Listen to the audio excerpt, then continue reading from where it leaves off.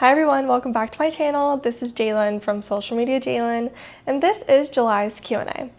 Every month over on my Instagram, you guys ask me questions you want me to answer, anything from social media strategy to how to run your business as a social media manager. So let's get started. And if you missed out on asking me a question this round, please subscribe, comment down below your question for August, or go over to my Instagram, follow me there, join my community channel, and there's always opportunities to ask me a question for August. Okay, diving into the first question, somebody asked me, can you go over IG best practices for posting stories? Should I post them every day? Should I post them Monday through Friday? So honestly, this is up to everyone's best judgment. I post stories every single day, and I would encourage my clients to do so as well. Now, you don't have to sell every single day on your stories. If you're a service-based business, product-based business, or a content creator who's trying to promote their services or products, I mean, you can do it every day. I personally do it every day, but you don't have to feel forced to. My best practice and best piece of advice I can give everyone is post in a story sequence. Now, what this means is have a pattern. For the first story, say you're posting 3. Do the first story something casual, not sales forward, something like your to-do list for the day, or behind the scenes on what you're working on, or simply a picture of you drinking coffee or taking your dog on a walk, something that's normal, gets everybody invited in and engaged. Then for the second story in your sequence, it can be related to either your post for the day or something about your service, or maybe if you have an announcement coming, you can tease that. And then the third story is where you're gonna put your direct call to action. Now, there's a few different ways you can do this. You don't have to shove a link in people's faces. You could do something like, if you're interested in learning more, tap the emoji, and then do an emoji, tap a sticker. Or you could do one of the swipe buttons. If you're interested, swipe the button below and I'll send you a DM. Or you can even do a poll. Do you want to learn more about my services? Yes, no. And people who vote yes, you can message them. And then you can always do a direct link as well, but you don't have to always do this. There's different ways in doing things, but I highly recommend posting a sequence. Every single day posting on stories is great because you're keeping your audience engaged. And most people swipe through stories more than they do on their page, on their feed, on their explore page. So those are my best practices for Instagram stories. A tip for Instagram stories is even if you're not posting on your feed that day, still post to your stories because this will keep your audience engaged even more. My favorite thing to do is in ChatGPT, upload the post that you're going to be posting for the day, upload the caption and say, can you make a story sequence for me that relates to this post that has one story that's more engaging with a poll and Q&A, one that explains the post, and then one that's a call to action directly to your service. So that's just a PS. Hopefully this helps. The next question I got is, how do you plan content creation for collab posts with other content creators? So I think you're kind of mentioning is, if you're doing a collaboration post with somebody, how do you collaborate with them? What does the content creation process look like? So I always recommend doing collab posts with other people in your niche, other competitors, if you're friends with them. I love doing collab posts. I actually haven't done one in a while. If you're watching this and you're interested in doing one, send me a DM. But one thing I like to do is, first of all, send them a message. Are they open to collaborating? And what would you want to collaborate on? Do you want to do a reel? Do you want to do a carousel? I like to do carousels just because it's easier. You can create a shared design on Canva. One tip I like to use is add your branding and add their branding and kind of find a mix between the two. That way it doesn't look so random when you're posting it.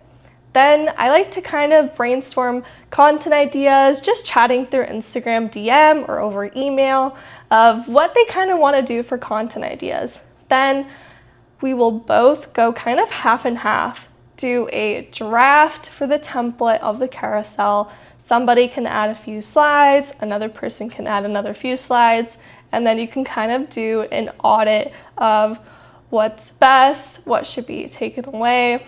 And then from that, we'll both give a thumbs up to a caption idea, and then pretty much you're done. the carousel gets done, you find a day that works for both of you guys. If you guys are posting from different countries or states or time zones, it's best to pick one that works for the both of you guys.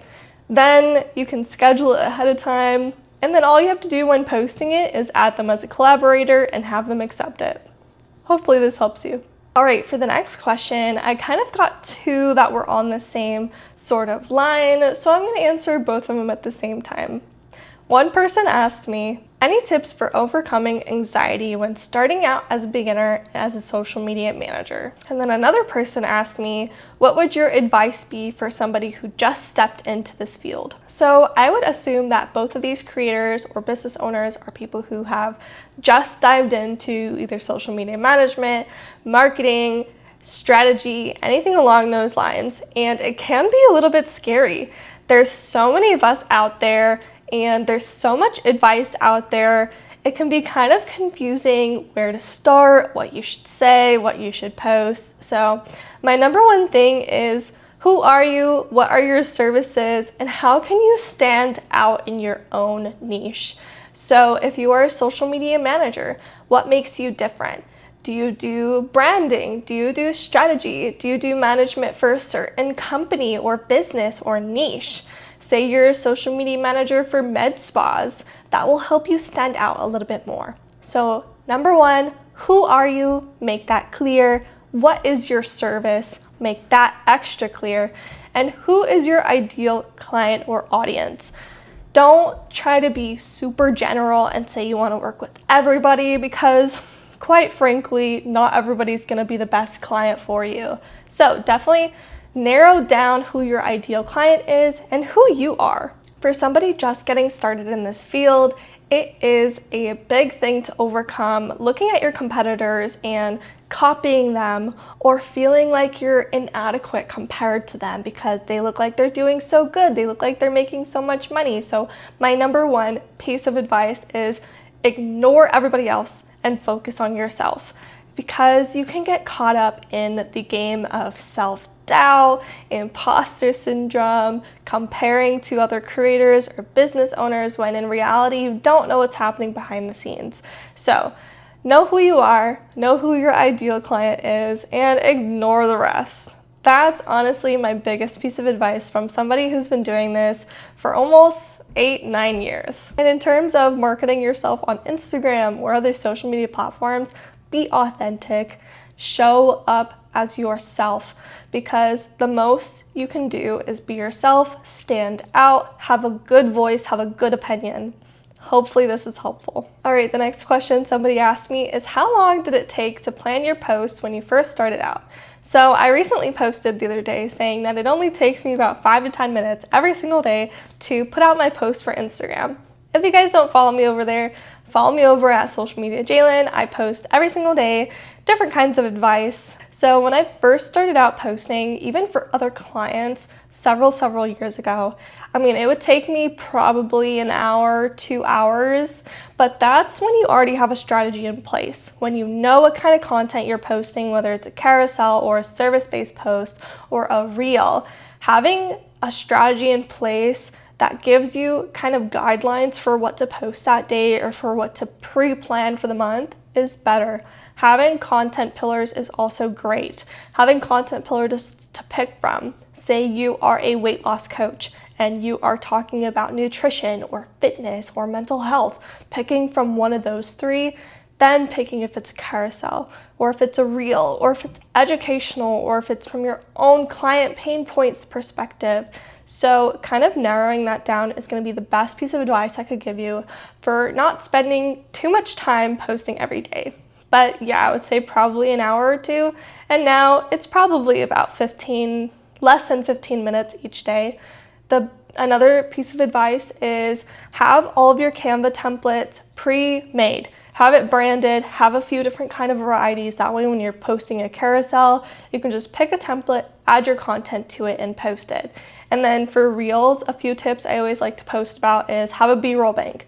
Have B-roll clips, 5 to 10 seconds, that you take every single day and add them into a photo album on your phone. Then you can just pick from it, add text on top, and you have a post ready to go. So those are my few tips on trying to make posting a little bit shorter each day. All right, the next question I got is, how do you handle original or trending audio / sounds for your clients? So this is actually a really good question. I love that somebody asked me this. So one thing I do for all of my clients is I post a month ahead of time. So what this means is we are in August. We are pre-planning for September. That way we are always 30 days ahead and everything is pre-planned. That way when September is happening, we're planning for the next month and the next month and so on, because you always want to be ahead of yourself.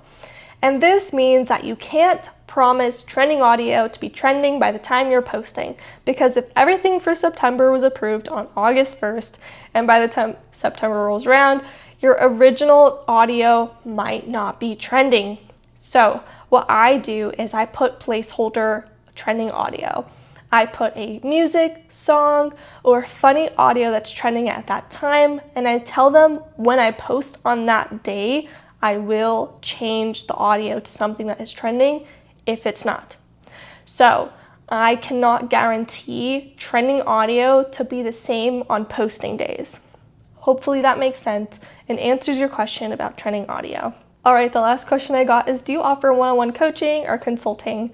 Yes, I do. I offer one-on-one coaching for any kind of business owner or content creator. I have monthly coaching services, which include one-on-one calls, a custom strategy deck, and I also offer one-time sessions for people who just want to buy an hour with me. And that is perfect. You can ask me any questions. Perfect for social media managers who kind of want to set up their business as well.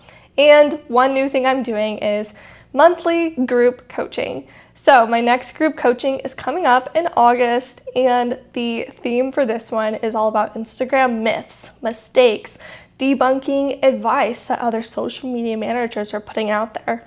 So this is perfect for people who want to join, chat with me live. You can ask me questions for me to answer live. The details are below if you want to join. Thank you so much for joining me for July's Q&A, and stay tuned next month for August. If you missed out on asking me a question, comment them below, go over to my Instagram and ask me questions for next month.